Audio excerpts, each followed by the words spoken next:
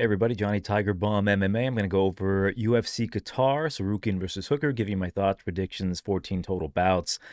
A nice little ease back into normal for the UFC after a very good UFC 322, sans not including obviously the main event and co-main event, which were boring as fuck, but some decent little prospects here, a couple guys making their debut on this card, and I'm excited to talk about it, and really overall just excited to talk MMA. So I'm going to get right into this first fight of the night. At heavyweight, we've got newcomers Marek Bujlo versus Denzel Freeman. Denzel Freeman, aka Luke Fox. Funny, I hear rumbling sometimes from like people that I like work with and people that I associate with in the MMA world, but I hear that Denzel actually has a different nickname.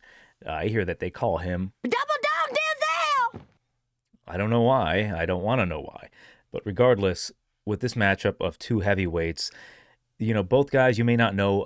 Denzel is the former LFA heavyweight champion. He beat Cunha, I believe. Hugo Cunha. Not a fan of that last name. Sounds very oddly sexual. Not for me. But for Denzel, if I break it down very easily, he's minus 200 at this point. He's a 2-1 favorite over a newcomer in black belt, Marek, plus 165. The Polishman, never been out of the first round. There's not much to know about him. I couldn't really find a whole ton of tape on him. He could be a threat. He could not be a threat. But the fact that Denzel, an athletic heavyweight, moves very well, former Marine, he is a bit older at 34. That doesn't really matter at heavyweight. Never been knocked out. Neither of these men have been knocked out. But when it comes down to it, I think it's hard for me to give a stamp of approval on Denzel Freeman. I think there's going to be a couple guys in the lower level that can give him issues, but in this matchup, because I don't know much about Marek, I cannot give you my assessment on him 100%. I don't necessarily think he's going to be one of these guys with a weak chin that he's going to get knocked out. If you've never seen someone get knocked out and you don't know much about him, don't necessarily count on it.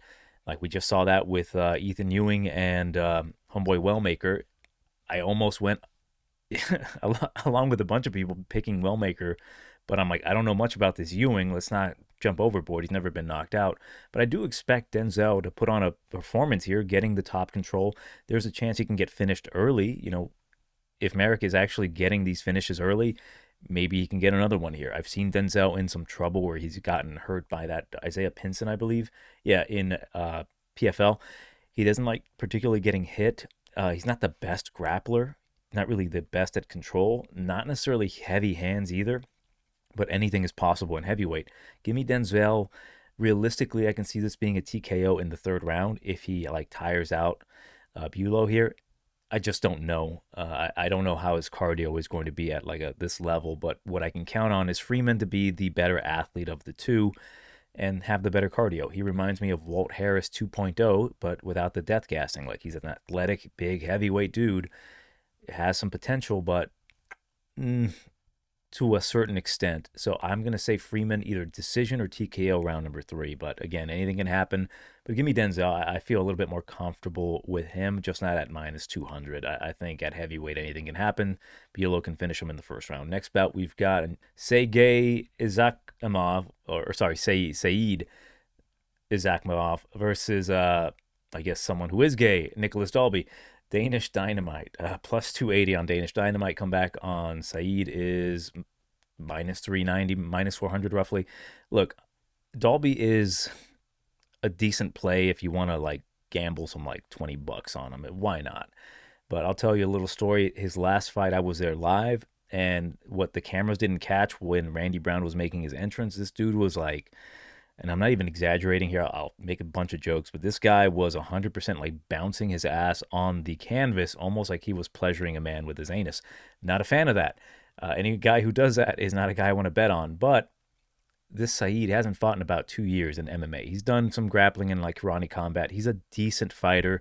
His recent loss was against Carlson Harris. This is not the same kind of threat of Dalby going for a nasty long arm anaconda / Darce choke.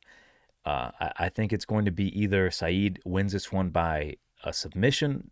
Submissions aren't too bad. Again, it's hard to gauge a guy who hasn't fought in a while, and he's only been doing grappling. He seems fine. He seems okay. He trains with the Nurmagomedovs and all that. Just give me decision. No interest in this fight, realistically. But he seems okay. I should probably line this up. He seems okay. Next bout, we've got Narulo Aliev versus Shamik Shamrock. And this one has been giving me fits all week because minus 340 on Aliev I think is ridiculous. Plus 250 on Shamrock seems like a temptation, but after like watching both of these guys, my assessment on them are they seem to be on the same level. They seem to be like out of 10 times, maybe Shem wins maybe 5 or 6, and or Aliev wins 5 or 6. So it should be closer to a pick 'em. Thus, I think Shem should be a decent dog to play. With Shem, I don't trust his chin. I've seen him rocked. I've seen him knocked out. I've seen him get taken down and held down. Decent fighter. I'm not going to give him shit. I know some people don't like him, but he's decent, okay? Decent jiu-jitsu, trains out of Next Gen with Paddy Pimblett, another guy on this card. We'll talk about him in a bit as well, who trains with them. And he seems like he could be a talent. He seems like he could win this fight. He seems wily enough, maybe decent enough striking to give Aliev some trouble, decent enough offensive grappling to maybe even put Aliev in some trouble there as well. His submission game, I don't know how to really describe it. I think he's really good at taking the back and really good at going for the rear naked choke. But I think an experienced guy can actually survive his submission attempts. Thus, if he's on his back and like trying to go for these subs and not trying to get back up and be offensive, I think he can lose this fight pretty easily. But on top of that, scorecards are already going to be against him. Aliev, I don't value this guy. He's a do-nothing guy off top.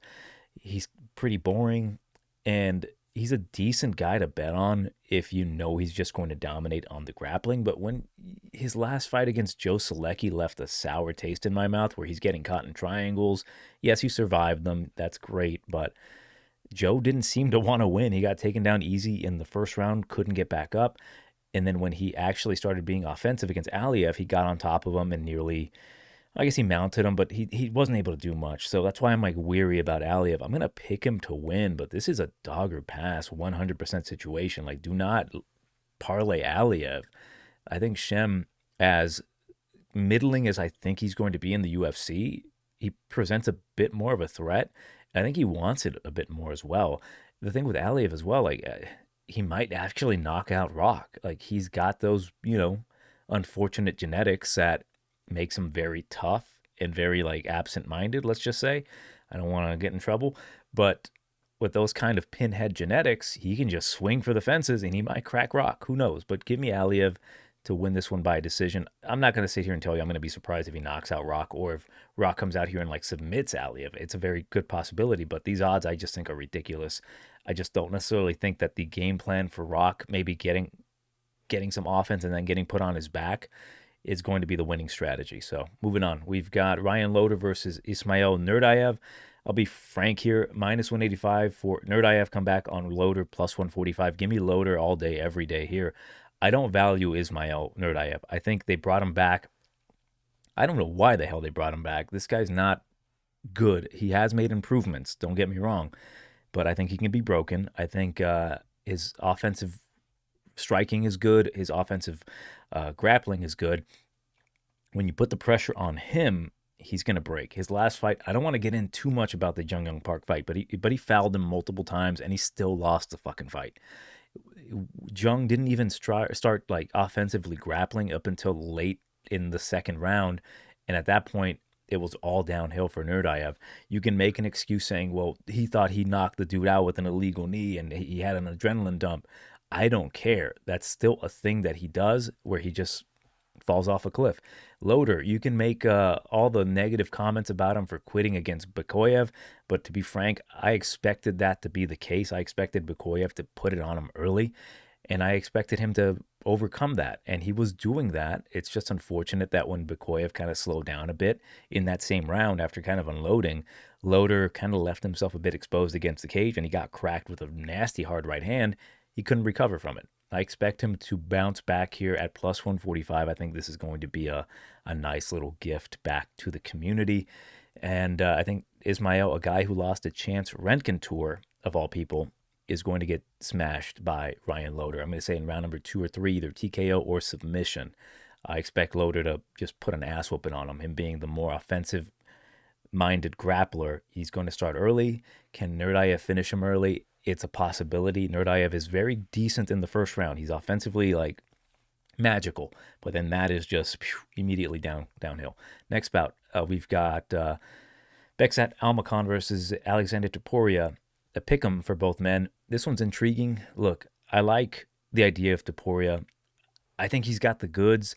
My concern with him and why I'm going to pick against him is, like, unfortunately, I missed what appears to be the plus money on Almakhan. Almakhan is going to be the more dynamic, aggressive striker here, which could be a positive or a negative. The positive being he can crack Topuria, but Topuria's got very good wrestling. He is just like his brother, just not as good, obviously. He doesn't have the same kind of pop in his punches, not as clean of boxing, maybe not as good at jiu-jitsu, but he's just like his brother, just at a lower level. Can he win this fight? Yeah, like he's got the Greco-Roman background. He's a big, strong guy. After a layoff of multiple years, more or less training with his brother to get him ready, very admirable. But at this point, I'm like, what do you have? Like, is that time away from actually competing done a wealth of good for you? You know, training with pound for pound one of the best in the world, or has it made you a bit rusty? And against that dude, Colby Thickness, I wasn't too thrilled. Like, he did enough to win, but it just wasn't enough for me to feel like, oh wow, this guy's going to be a threat to the division.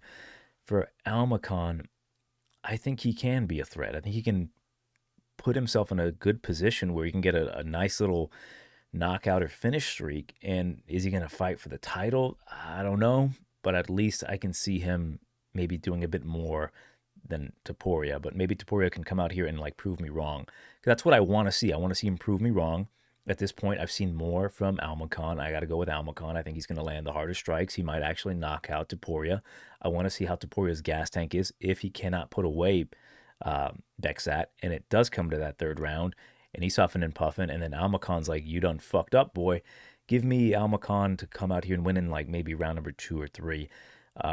We'll see how this plays out. At this point, missed the line. I'm going to stay away from it. Next bout, we've got Kyoji Horiguchi versus Tajir Ulanbekov, plus 145 in the returning Horiguchi comeback on Tajir, minus 190. Look, as much as I want Horiguchi to win, this seems like a nice layup for Ulanbekov. And I'm not saying it like to disrespect Horiguchi, but I think at this point his days are kind of behind him. He's not as athletic. He's been knocked out a few times. He's been doing his thing like outside organizations in like Bellator, won. I don't think actually won and risen. My mistake there. But when I saw his last fight against Zulu, I was like, man, he's more offensively grappling than I would hope so. Like, he seems like his confidence in his striking is gone. And if that happens, I think Ulanbekov is just going to be the longer, lankier guy, and that's going to give him issues. It's 2 inches in height and about 5 inches in reach. And I go back to the Patchy mix fight. Patchy dominated Horiguchi, and that's what Ulanbekov is going to look to do. He's going to try to take the back, control him on the mat. I'd be so happy if Horiguchi wins this one, but I think realistically, man, they're not going to not give Ulanbekov the win here. When you got fat Khabib, just come on, that's signal for 30-27. So give me Ulanbekov by a decision. Again, like, I don't want to get too deep into Horiguchi. I've been a fan of his for a while. I call him the Gooch. Horiguchi, my man Gucci here, but man, 34-5. He's got a ton of experience. That's a ton of fights. That's a ton of wear and tear against a guy that I'm not fond of. I don't think Ulanbekov's ever going to touch a title or even come close. Like, when he gets to the upper echelon of the division, shit, he's going to get exposed hard. I think he has been exposed. But that's why they keep giving him what they consider to be like nice incremental steps up in competition. And this fight is a big name with very minimal risk, meaning that he can win this one by decision. Oh, what a great win. You beat Horiguchi. If he loses to Horiguchi, oh, that's Horiguchi. So it's like very minimum risk to Ulanbekov here. But unfortunately, Poor boy here is going to lose this one. Next bout, we've got Abdul Rahman Yakhyaev versus Rafael Cerqueria. Man, minus 1,000 for Yakhyaev versus Cerqueria, plus 560. I've bet Cerqueria almost every single one of his UFC fights as a realistically, I just been burning money, but out of the possibility that maybe he isn't as shit as we expected him to be. You know, in the regional scene, he's kicking literally the shit out of fat cab drivers in Brazil. Thus, it convinced people that you parlay that with, training with homeboy here, God King Jalton Almeida. His jiu-jitsu's going to be nasty and his striking's nasty. Doesn't move his head. Against Ibo Aslan, I picked Ibo comfortably, and he handled him comfortably. Now, I did bet him against Modestus, and in some moments he was doing well. He hit Modestus with some nice right hands, but I just think at the UFC level, he doesn't have it. He doesn't have the cardio, doesn't have the jiu-jitsu. He lost to Julius Walker, of all fucking people. He had some moments against him, but man, Julius is not as quote-unquote well-versed on the mat as you, and he dominated you. Against Abdul Rahman here, I don't value him at minus 1,000. I expect him to come out here and finish him. That's what's going to happen. He's going to come out here and finish Cerqueria. He's just smarter than he is. That's it. I don't value him in the sense that he's going to be like this next big star. He's got good wrestling, good grappling, good, decent striking, but he's not anything mind-blowingly special. But I expect him to just be the guy who isn't an absolute moron, who actually trains, and he's going to have the advantage everywhere. Now, can Cerqueria actually catch him and knock him out? 100% likely, 100% possible. It's just not that likely. So give me by TKO in the first round. Unfortunately, same old. Going to cover up against the cage. Next bout, Luke Riley making his UFC debut here from the Cage Warrior scene, which don't hold that against him. Minus 265. Bogdan Grad, plus 200. Look, I'm picking Grad very reluctantly. I don't like his style. I think he can 100% be this like everyone's favorite underdog that comes out and like looks bad. But if he fights smart, I think he can just use his experience, his strength, and his like putting his face forward, eating shots, and then getting takedowns or just landing harder shots type of style and get the victory. For Luke, I'm not going to say he's not talented. He's got good hands, good speed, trains at Next Gen. Good little well-rounded 26-year-old guy. The thing is, I'm looking for guys with power to really fade Grad against. And Luke doesn't really seem to have that kind of power. He has fast hands. Don't get me wrong, but I've seen this guy TKO dudes against the cage, and they're still standing. And that's not like, oh, what a pussy, he's got no hands. I'm saying that, like, it's going to take more than that to knock out Grad. And that's kind of like what I'm looking to see. Like, I faded a Grad against multiple dudes, but with the possible threat of a knockout. And here, it's possible, but I think if Grad can eat Riley's shots, he's going to keep moving forward and keep doing his thing. Now, Luke's going to be the faster guy. He's going to be the better striker. So I'm not counting him out. I just think that Grad at this point, like, man, it almost feels like I'm being like a little bitch, you know what I'm saying? Like, just go with Riley, you know? Like, if you don't like Grad, don't pick him. But the reason I feel kind of like a bitch is, like, I kind of feel like everyone else is going to pick Grad. You know, I feel dirty about it. Like, oh, we're so smart for picking Grad. Plus 200, duh. But when I'm being honest with you, is just like, yeah, I see Riley maybe having some struggles here. Like, unless he's leveled up from his last fight to now, it's possible maybe Grad is as shit as I think he is. But if I'm going to be honest, I think Grad has just shown a certain level that he can compete with guys in the UFC. Like, he did pretty well against Naimov. So for those reasons, I'm going to go with Grad to win this one by a decision here. I think he's going to push a pace, and I think Riley's good enough to lose a decision, not get finished. Just feel dirty about this fucking fight all. But yeah, let's go Luke Riley. Next bout, we've got main card opener, Alex Perez versus Asu Almakhan, minus 110 on Asu Almakhan. Let's go Asu decision, plus 160 on Perez. Perez, look, man, like we've seen Asu Almabaev fight guys that are better than him. I don't think Perez is better than him. The only thing that Perez can really do is stuff takedowns and maybe threaten some strikes. But even then, Asu is going to continue going for some takedowns. Perez will give them up, get his back taken after a layoff from a knee injury. I just don't really have that faith in Perez. He had his moment, and now it's time for Almabaev to do his thing. Like, even against Manel Kopp, he was eating some shots very well. He wasn't completely outmatched. He was just outsped and outstruck. And then, let's not talk about the eye poke because I had money on the TKO line, so it didn't happen. But I think Almabaev, he gets a little shit. Like, people were picking against Almabaev and going with Jose Ochoa, a guy who hasn't done shit in the sport other than lose to Loner Kavanaugh and beating Cody Durden, which seems to be like the style at this time. Like, you can go out to like Hobby Lobby or fucking Hot Topic and buy a fucking Cody Durden knockout. You know what I'm saying? So give me Almabaev to win this one by decision, just relentless grappling. Next bout, Sergey Spivac at heavyweight versus Shamil Gaziev. Meal is gonna eat Shamil here by knockout. First round. The reason I'm picking Shamil minus 185 by knockout against Spivac, look, Spivac is technically better than Shamil. Like, he's got the better output striking wise.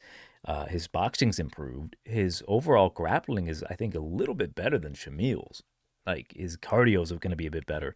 His jiu-jitsu off of his back is better. His submissions are better. But man, when it comes down to it, and it's right hand go burr, Shamil's going to land that right hand.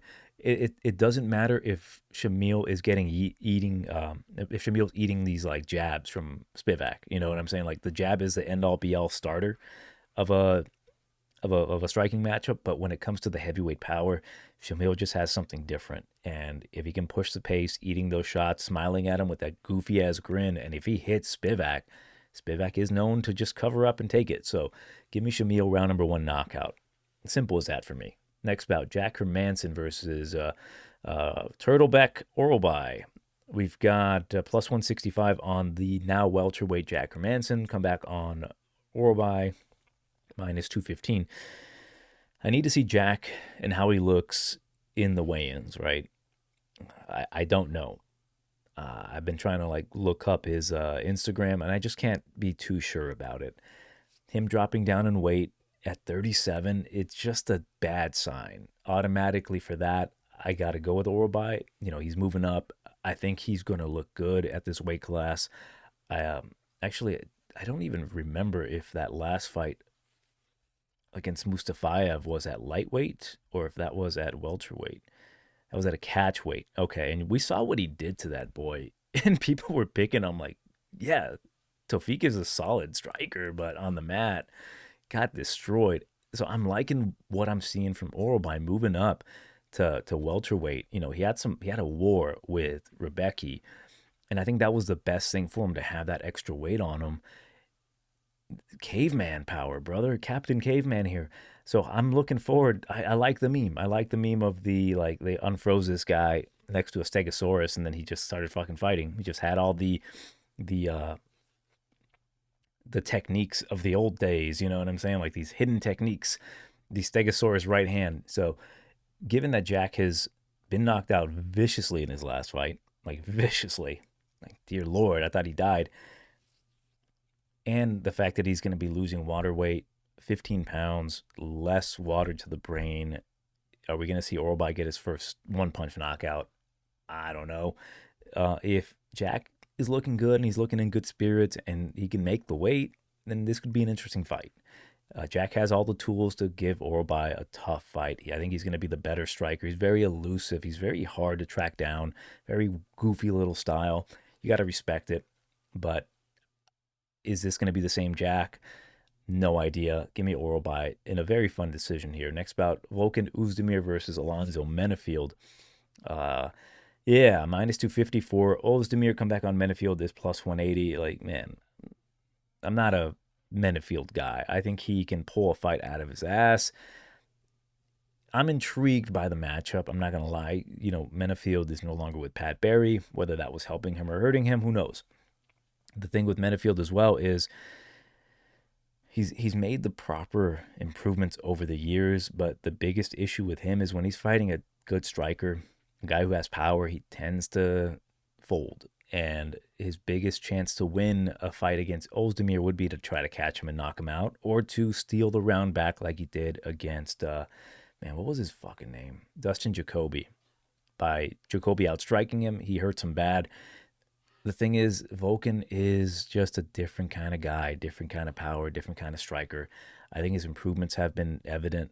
Him, submitting Bogdan Grad, who as of late has been making a great run. He's going to fight in the next card, the next numbered card, 323. He's fighting a former champion, so I'm intrigued about that matchup as well. But give me Oezdemir, just set the pace, hard low kicks, pressure Menifield, make Menifield try to go for takedowns. And that's where maybe Menifield can have some success, like landing those takedowns against Oezdemir. But if he's prepared here, I think Oezdemir's going to cook him. So give me round number 2 knockout for Oezdemir. Next bout, we've got co-main event, welterweight bout, Belal Muhammad versus Ian Garry. Minus 190 for Garry, come back on Belal plus 150. I'm not a Belal guy, never have been a Belal guy. It's becoming more and more evident that I have always been right about Belal, and it's just time had to catch up with me as the original trendsetter, because we see him beating guys like Sean Brady, who just got knocked out pretty damn easily. We see him beating guys like Leon Edwards, who even then Edwards still put up a fight and he was broken. Like, with something funny? I was being asked prior to the protests round number 2 knockout, who do you think won round number 1? And I'm thinking, you guys are calculating that shit? Who gives a fuck? He's about to kill Leon. Like, come on. The thing with Leon is he always has a very good first round. Like, you look at his fights. Look at him. Fucking, oh, no, that's not him. I'm like, where the fuck is he? Let me go to Leon real quick so I can tell you systematically how he breaks in every single one of his fights. Let's go here. First Kamaru Usman fight, or sorry, the second one, the title fight, where he head kicked him. Great round number 1, won it, gassed himself out, mentally checked out, and then he ended up getting that come from behind knockout. Then the third fight, whatever, who cares about that? He had to win that fight against Colby.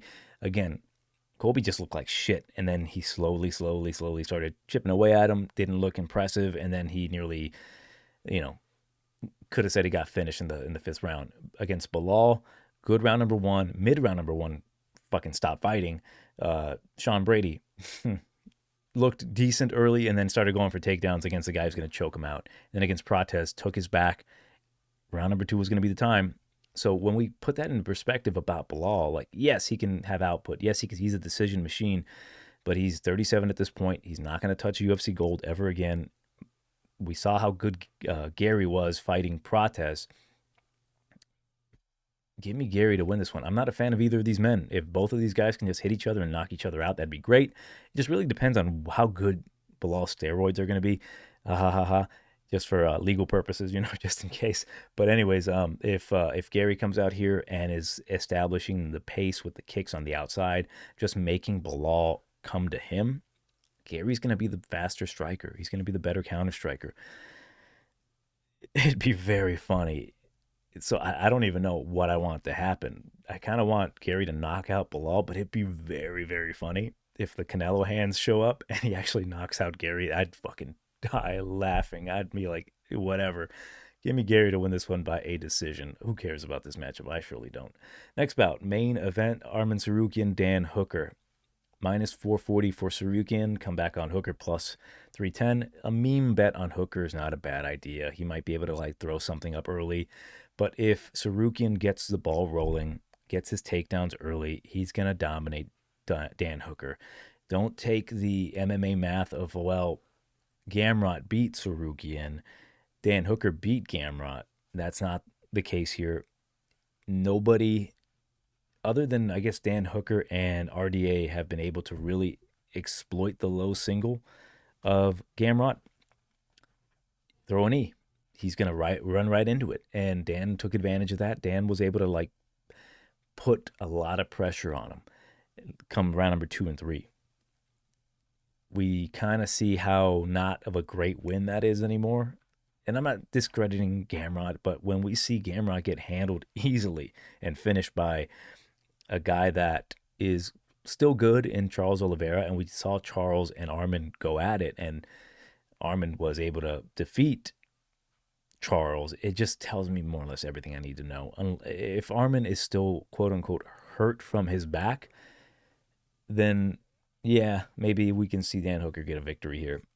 If he is on point, on weight, we see a lot of images and videos of him eating a bunch of food, like 40 fucking In-N-Out burger, double doubles. Props to him, by the way. But if he's on point and ready to come out here and do some damage, he's going to submit Dan Hooker. I expect him to win this one by a submission. I expect it via front choke, via more than likely either a Darce choke, and or if he gets him flat on his back, I think he can get him with an arm triangle. I think Tsarukyan's grappling is that good. I think it's on par with a guy like Islam, and we saw what Islam did to Dan Hooker. So give me Arman Tsarukyan submission. I think that's the only play I would have on this fight. Or I'm assuming doesn't go the distance. It's going to be like minus 7,000. So give me Dan Hooker to tap in round number 1 or 2. But yeah, let me know what you guys think in the comments below. No UFC next week, but then we will have UFC 323, aka 323, which is not in LA, which kind of bums me out. It's in loser-ass Las Vegas, but great card. We got Van and Yan fighting for titles. Excited to talk about those, but yeah, I will catch you in a few weeks.